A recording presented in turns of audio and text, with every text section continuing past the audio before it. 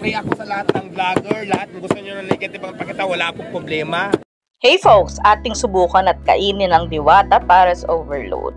Located siya dito sa JW Jokno Boulevard. Diwata Pares Overload din siya sa Google Maps. Malapit sa parking lot ng Senate and ito yung malapit na landmarks. So ayan, yung overload, grabe, 100 pesos lang, only rice, may free soft drink. So patitikman na natin yung famous na may lechon kawali Pares. The moment of truth.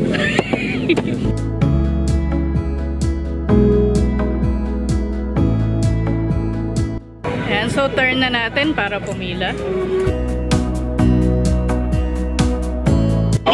Mga spin ang tataba. Ayan, so kanya-kanya kayong kuha nung naka-prepare na naka-chop na pares. And after nun, may maglalagay sa kanya ng sabaw.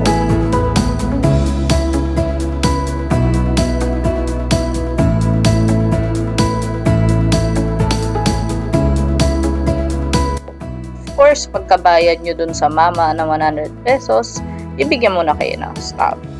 Then, after nun, punta kayo doon sa may kaliwa, merong soft drinks. So, usually ang available, Pepsi or Mountain Dew. So, kanya-kanya na kayong hanap ng table. And I counted mga more than 1 dozen naman yun. Sabi nga sa Diwata Pares Overload. Masarap. Though, sabi nga, kapag syempre, umabot ng, let's say, 200, yung iba nga lang, mawala na ng table. Pero so far, wala naman naging problema. Nahanap nga tayo. Papagmasid din naman ng table yung server. So, pag napansin nilang kulang yung condiments, paubos na ganyan, nire-refill nila. Enjoy po ma'am, enjoy. Ayan, na-refill na. Anli si Kuya. Nakatawa. So, moment of truth, ano ang lasa niya? Actually, natabangan ako sa kanya. Pero kung isipin mo yung presyo, sulit kasi sobrang daming laman.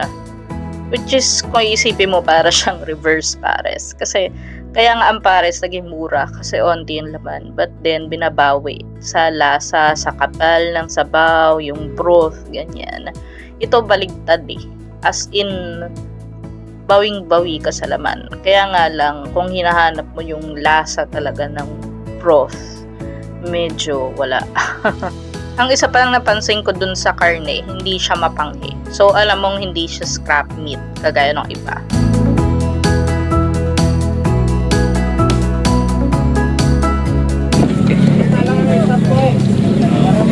Anong gagawin mo pag pumunta si Ann Curtis dito? Wala. Gusto nyo positive, basta walang problema. Welcome po sa lahat ng vlogger. Wala po kami tinatago dito. Saan ang experience ng pag-work dito? Okay ano yung naman pinaka-busy nyo na araw? Okay naman po yung pinaka-basic naming work, yung magbalot lang po.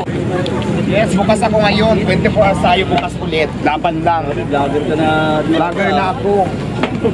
Dahil busy pa si Diwata ng pagla-live ng iba't ibang anggulo ng kanyang kainan, nag-intay tayo para ma-interview siya.